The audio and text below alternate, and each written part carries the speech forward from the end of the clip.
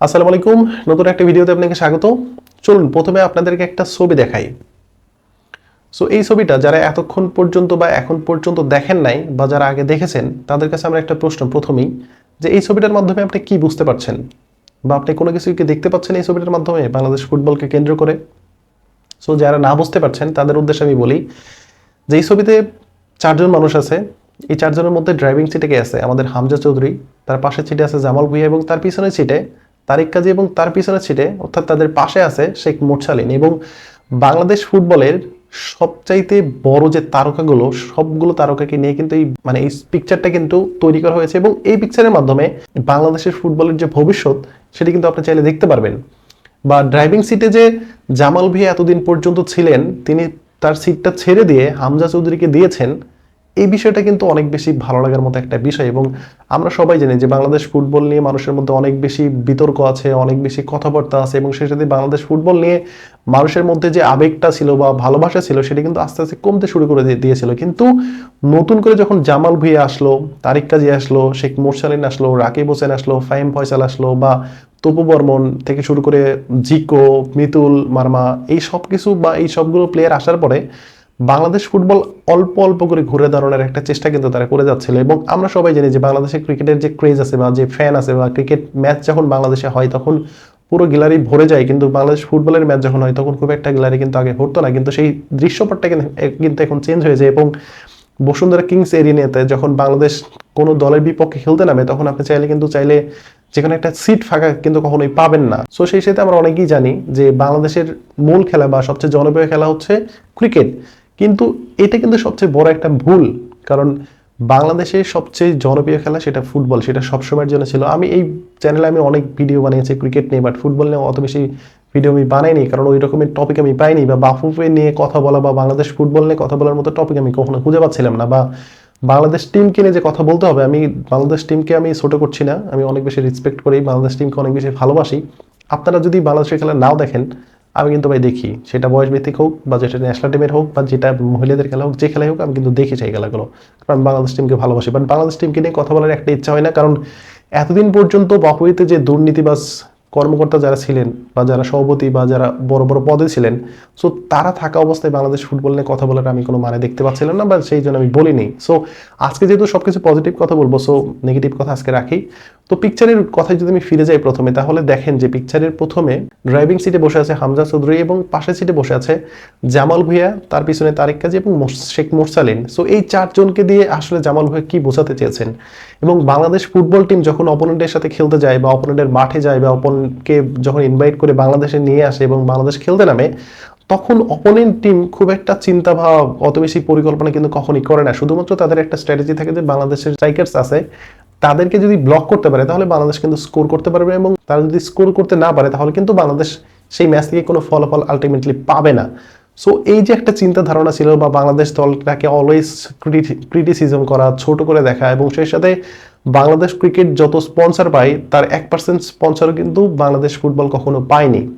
So এই যে overall Bangladesh football নিয়ে যে একটা অসহায়ত্ব বা আমাদের যে একটা দুঃখের জায়গা ছিল, সেটা কিন্তু রাতারাতি চেঞ্জ হয়ে গেছে। এবং বাংলাদেশ ফুটবলকে মানুষ কত ভালোবাসে সেটা যদি আপনি ফেসবুকে স্ক্রোল করতে পারেন বা ফেসবুকে দেখেন, তাহলে দেখবেন যে হামজা চৌধুরীকে নিয়ে পোস্ট করে নাই এমন কোনো মিয়াং বা এমন কোনো মানুষকে আপনি দেখতেই পাবেন না। এবং হয়তো কিছু মানুষ আছে যারা আসলে সবসময় নীরবই থাকে, বাট যারা ফুটবলকে একটু ভালোবাসে, বাংলাদেশ ফুটবলকে ভালোবাসে বা বাংলাদেশকে ভালোবাসে, তারা কিন্তু হামজা চৌধুরী যখন বাংলাদেশে খেলার সিদ্ধান্ত নিলেন এবং তিনি অফিসিয়ালি জানালেন যে তিনি বাংলাদেশের হয়ে ফুটবল খেলবেন, ঠিক তখনই বাংলাদেশের ফ্যানদের মধ্যে যে একটা উন্মাদনা তৈরি হওয়া বা একটা উচ্ছ্বাস তৈরি হওয়া সেটা কিন্তু আসলে শুরু হয়ে গেছে। এবং জাস্ট চিন্তা করে দেখেন যে হামজা চৌধুরী যেদিন অফিসিয়াল ঘোষণা দেবেন যে তিনি বাংলাদেশে আসছেন এবং এয়ারপোর্ট থেকে নামলেন, ভাই ওয়ার্ল্ড কাপ জিতলে মানুষ যে ক্রেজটা দেখায়, যে পাগলামিটা দেখায়, সেই পাগলামি কিন্তু হামজা চৌধুরী যখন তিনি প্লেন থেকে নামবেন, এয়ারপোর্ট থেকে বের হবেন, সেই পাগলামিটা কিন্তু তখনও দেখা যাবে।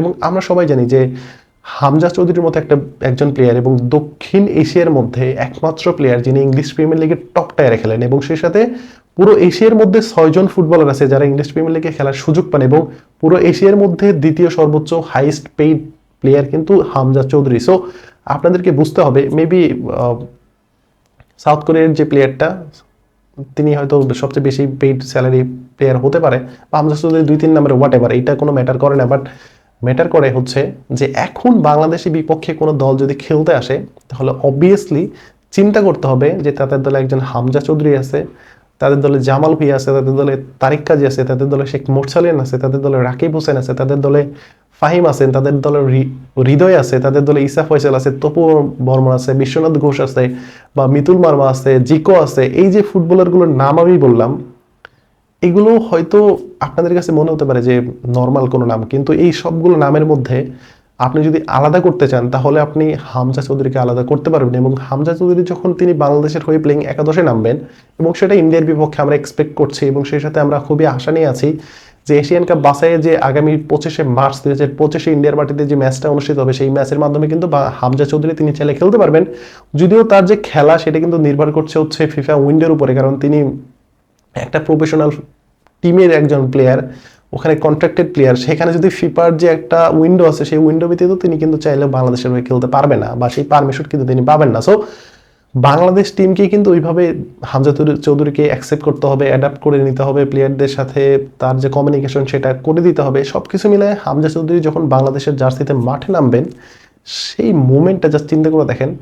এবং বাংলাদেশ ইন্ডিয়ার মধ্যকার যে ফুটবল যে সেটা যদি আপনি চিন্তা করেন তাহলে খুব বেশি ডিফারেন্ট না। তারা র্যাঙ্কিংয়ে 120 বা 110-এর মধ্যে থাকুক, আমরা 184-তে থাকি, বাট এটা কিন্তু কখনো ম্যাটার করে না। এবং বাংলাদেশ ইন্ডিয়া যখন মাঠে নামে তখন র্যাঙ্কিং কিন্তু ম্যাটার করে না, তখন যে কোনো দল কিন্তু চাইলে যে কোনো দলকে হারাতে পারবে, এরকম কিন্তু একটা সমর্থ কিন্তু দুইটা দলেরই আছে। এবং সেই সাথে বাংলাদেশ দল যেখানে সবচেয়ে বেশি ধুঁকত যে তাদের একজন স্ট্রাইকার নেই, সেই সাথে তাদের থ্রু বল পাস দেওয়ার মতো কোনো প্লেয়ার নেই, সবকিছু মিলাই কিন্তু বাংলাদেশ দলটা কিন্তু অনেক বেশি নিচের দিকে অবস্থান করতে, এবং ভুটানের মতো দলের কাছে হেরে 2-3 বছর ফুটবল থেকে নির্বাসিত হওয়া, সেই সাথে মালদ্বীপের সাথে ম্যাচ না পারা বা নেপালের সাথে উঠতে না পারা, এই সব কিছু মিলাই আমাদের ফুটবল নিয়ে যে আক্ষেপটা ছিল সেই আক্ষেপটা একটু হলেও কিন্তু এখন বুঝতে শুরু করেছে। এবং হামজা চৌধুরী আসার মাধ্যমে শুধুমাত্র তিনি যে এসেছেন এটা কিন্তু আসলে যদি আপনারা দেখেন বা চিন্তা করেন তাহলে কিন্তু ভুল।